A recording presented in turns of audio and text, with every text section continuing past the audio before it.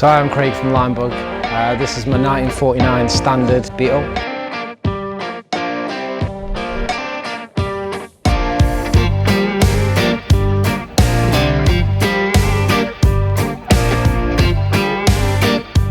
It's been completely rebuilt from the ground up. The whole car was a total wreck from when we first picked it up. It's originally a Swedish export, and then it was shipped over to, I believe, Dubai, where it got halfway through a restoration.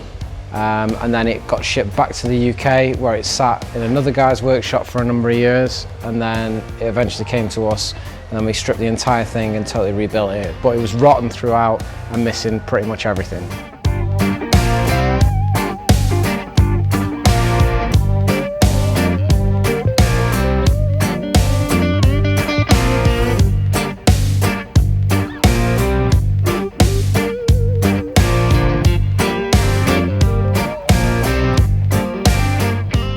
So the vision with the car was to always get a standard.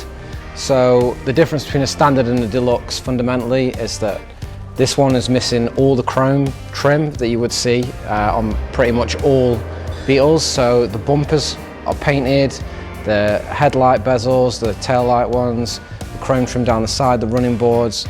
And the other nice thing about the standards was that they never had a headliner that came sort of down the side. So it's a very bare looking car on the inside.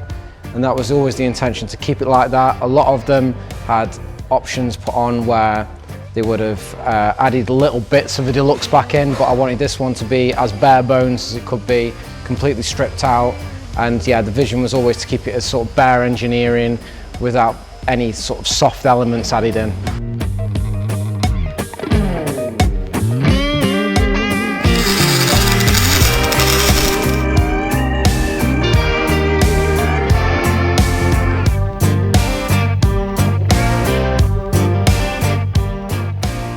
So here at Limebug, we obviously manufacture all sort of drivetrain parts associated with air-cooled Volkswagens. This car's been built as a showcase. It runs, our wheels are probably the main thing that sort of hit you in the face there. These are a GT35 wheel. They're a three-piece split rim. They're constructed from a solid piece of billet that's started from. It's then been machined down for the pattern that you see, then polished back to take any tooling marks out.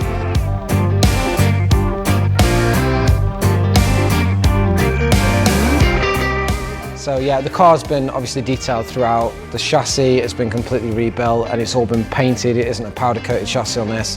It's detailed top and bottom, underneath, inside out, absolutely everywhere on this car. Looks, you know, as good as on top. So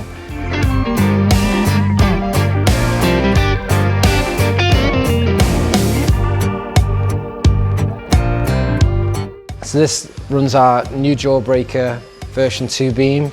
It's a 4-inch narrowed front axle that's running the MOA 430 front struts as well. So the intention was always to use airlift 3P on this car. You can see the management is actually a part of the install in the footwell. The reason we use the 3P system is obviously we get the rise on start, and the presets built into it just makes it a lot easier to just jump in, lift up to a pre-saved setting on there. Works really well with our new rear cantilever system and with the front struts. Really well with an air-cooled as well, which is always tricky to sort out because of the fact the fronts on these cars are so light, but it works really, really well with it, and it's a system that we've used for many years now and we always kind of stick with it.